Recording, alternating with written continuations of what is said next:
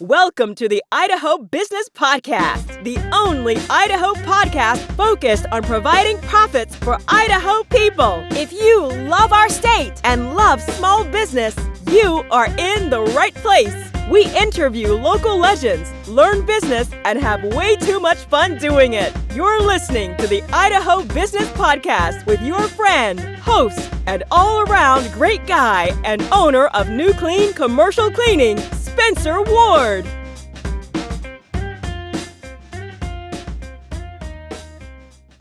All right, everyone, welcome back to another episode of the Idaho Business Podcast. As always, sponsored by HealthWest, great organization, great health group here in Idaho. Give them a Google, find out where they're closest to you, and see what they can do for you and your loved ones and your friends. We're also sponsored by New Clean Commercial Cleaning and Commercial Cleaning Services, my companies. I own with one of my partners. And give us a holler. And if you call us at 208-254-7070 and tell us that you heard about us on the podcast, we will give you some free service that will add value to your life and cater to what you need. All right. Now, let's get back to business here. You know, end of last year, I signed up with a new consultant. I've known her for years. Mariana, she was on our podcast a few weeks ago, and she had me I should have talked to her about it when she was on this podcast. Well, and she'll be on again, and I'll talk to her about this more because she can explain this better. But I just went over these results, and I figured I'd talk about this again because, well, not again, but for the first time. But it's called the DISC assessment. And she had me take this so she knew what she was dealing with as she was coming in to coach me and what type of individual I was. And what it is DISC is spelled with D-I-S-C. So what is DISC? Let's just get into it real quick. The DISC system is simple but powerful way to understand people's behavior and the way they interact with one another. The system describes people and their behaviors in terms of 4 broad styles: drive, influence, support, and clarity. Although everyone uses all 4 styles, most of us depend on one or 2 most of the time. Understanding your dominant style can help you to understand how others see you, where conflict is likely to arise, and what sorts of work roles will suit you best. DISC assessments are frequently used in the workplace to help teammates better understand one another and how to work together. Whether you're taking the assessment as a team activity or on your own, you can expect to gain a better understanding of how you approach the people around you. So, and it just graphs it out in 4 different quadrants, and the DISC, it all stands for drive, influence, support, and clarity. And it literally took me, I think, maybe 20 minutes to take this. Asked you very common questions. I was a little nervous because I was not the best test taker in high school. You can ask some of my friends in high school. Spencer was not a test taker. And they're probably laughing right now as they're listening. And but, I digress. But we go forward here. I took the assessment. I keep saying it was an assessment, it's not a test, but it's enlightening as you get these results and you answer things honestly, and you figure out everything about yourself. It's interesting to find out why you are the way you are. It's like Michael Scott on The Office. Why are you the way that you are? You find out. You really find out why you are the way that you are through this assessment. So I don't care if you're just getting out of school or you're still in college or you're old in the workforce or you're new to the workforce or you're just getting into your groove. I honestly think this is for everyone. Take the time, Google DISC assessment, and even if it costs you a couple bucks to do it, do it. This was enlightening though for me. It went through, active versus receptive, meaning the first dimension is active versus receptive. People who score more towards active, the side of this dimension tend to react quickly to what's going on around them. They are oriented towards speaking up, making decisions, and taking action. People who score more towards the receptive side of this dimension tend to be calm and spend time in what's going on around them without reacting. They spend more time contemplating and considering before taking action. I can imagine, if you guys are listening to this podcast long enough with me, you could probably tell what side I lean towards between the two here. I scored 58% active and 42% reactive. So I am definitely more of the active side, and I'm quick to take action, to speak up, to make decisions. That's just me. Then it goes into like agreeable and skeptical. People who score more towards the skeptical side of this dimension tend to challenge ideas and people. They tend to be task focused and interested in what is correct. People who score more towards the agreeable side of this dimension tend to be more focused on cooperation and relationships than on facts or tasks.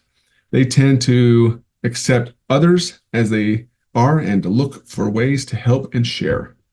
If my mom was listening to this right now, or many of my teachers, especially in high school or in college, they could tell you, well, more in high school. I cleaned up my act a little bit in college. I did get better grades. I did get better scores there. I'm 61% agreeable, 39% skeptical here. I do care, focus more on the cooperation and relationships than on facts or tasks. I can easily get off task, and that's where I have to make lists and I have to do time tracking. That's why when you guys hear me talk about time track, I'm telling you, but I'm really telling myself, because I can easily get distracted. And this tells me clear as day what I have to do to stay on task. And so these are the things that you really have to really dive in deep as you read your assessment, as you get it, to be like, wow, this is totally me. It's so cool because as you put these scores together, like right now, I am my they call it a heavy influence. This indicates that you are an influence type, like a heavy influence type is the I, and then a drive type. So an ID, DI. So influence engages others and shares enthusiasm, inspires and persuades others. Drive takes charge to get things done, makes decisions and takes action. And then my third type was support. Is helpful, shows care for others, looks for ways to assist and serve. And my fourth of the scores was my lowest, was clarity. Works steadily within systems, focuses on order, accuracy, and precision. And it's funny that it says works steadily within systems, focuses on order and accuracy and precision, because it took me years to put the systems into place that I have within our companies. And it was a painstaking process for me, because I didn't realize that I was this type of person, but I knew I needed systems in my company to bring kind of some peace within my life.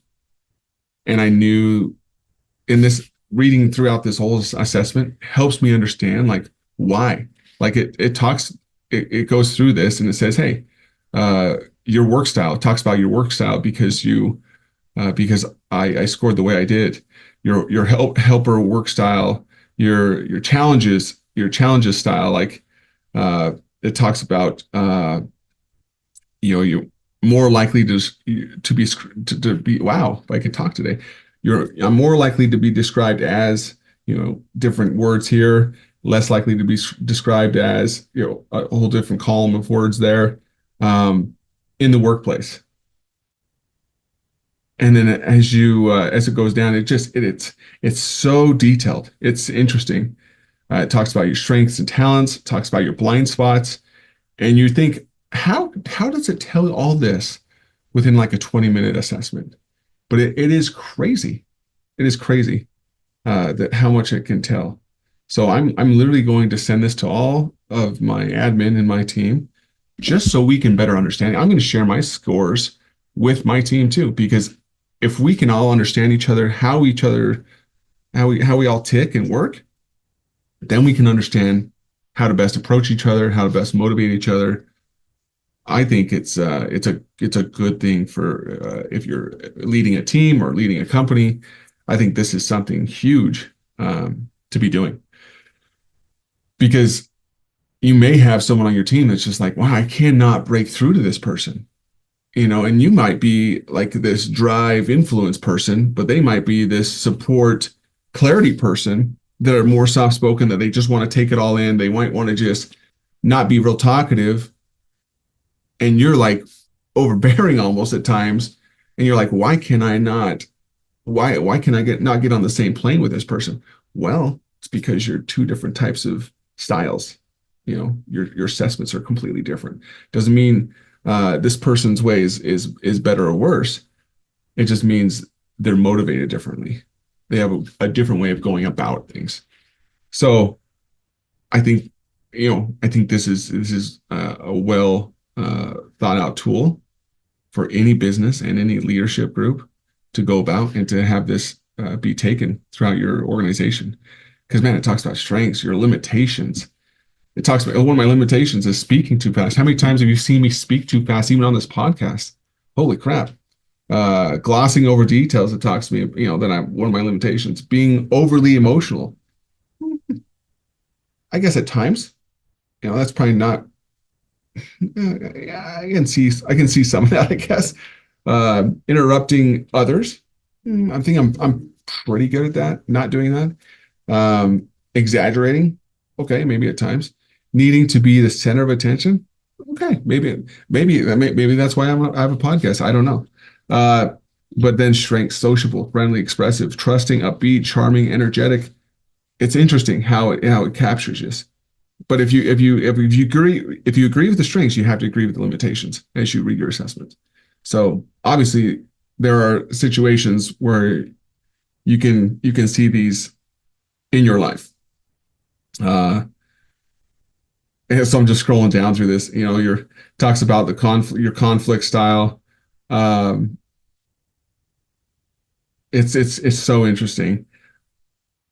And it talks about, notice when you are talking over others, interrupting others, exaggerating for effect, acting impulsively. Practice listening to all perspectives, slowing your pace, allowing time for others to think and talk through the issues, considering the consequences.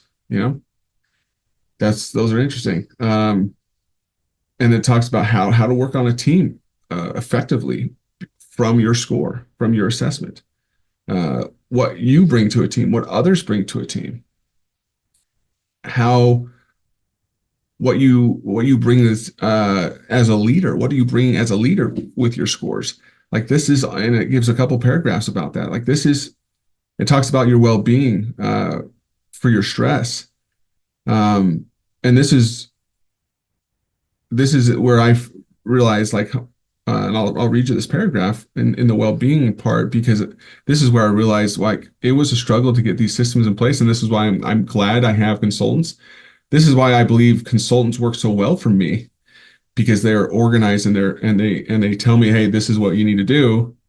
And I can just follow it and I can do it. I can trust them. And so it says, for you, stress can feel like you're moving faster, but being less effective. You may talk more, become more expressive, or exaggerate the situation. You can get caught up in details, becoming flustered or disorganized in the process. You may even find yourself seeking people to talk to distract yourself from what feels hard. You feel stressed when assigned tasks that feel boring, tedious, or repetitive. Anything that lacks excitement or novelty can be hard for you. You can struggle with feeling left out, ignored, or isolated from people. And giving and receiving critical feedback can be stress-inducing. So it's interesting. It's so interesting, guys. You really learn a ton about yourself. Like some of it, like I'm reading, guys. I'm reading my own assessment to you. Like some of this is not flattering. but you really get to realize like, wow, there's some good stuff about me here, and there's some stuff I'm like, wow, I have to be aware of that.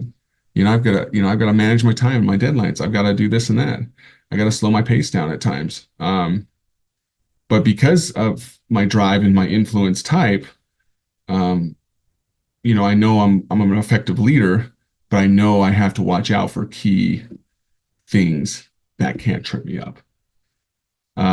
So I would tell you again, go take these tests, these assessments, not tests. If you're scared of tests, not a test. It's 20 minutes out of your day. There's no math questions, and just go do it. It will really help your team. It'll help you. It'll help you understand yourself. It'll help you understand your team. I would highly recommend it. So I'm going to end with that. It's going to be short and sweet today, but go out there and be happy, be grateful, find opportunities to serve others, and just enjoy your week. Just remember, again, we've talked about it before. Remember, there's like 180,000 people that don't ever wake up the following day. Just think of that. I guarantee those people, I would give anything to have one more day, to have to go about living that last day that like it was their last, and not worry about the things that they're worrying about, the things that, waking up the following day didn't matter at all. So go out, really go find opportunities to be grateful for the things you have around you. I am so grateful for the things I have, like just my family alone. But be happy. There's so much to be happy for in this life. And like I said at the last, find those opportunities to serve others, because it's a great opportunity to forget yourself and find time to serve those around you, because it's a great opportunity to just forget and to serve. So go out and dominate your week. Adios, guys. Congratulations on spending a couple of minutes getting a little bit smarter, having some fun, and supporting the Idaho business community. If you're feeling the love, make sure to subscribe, rate, and review on iTunes, Stitcher, or wherever you are.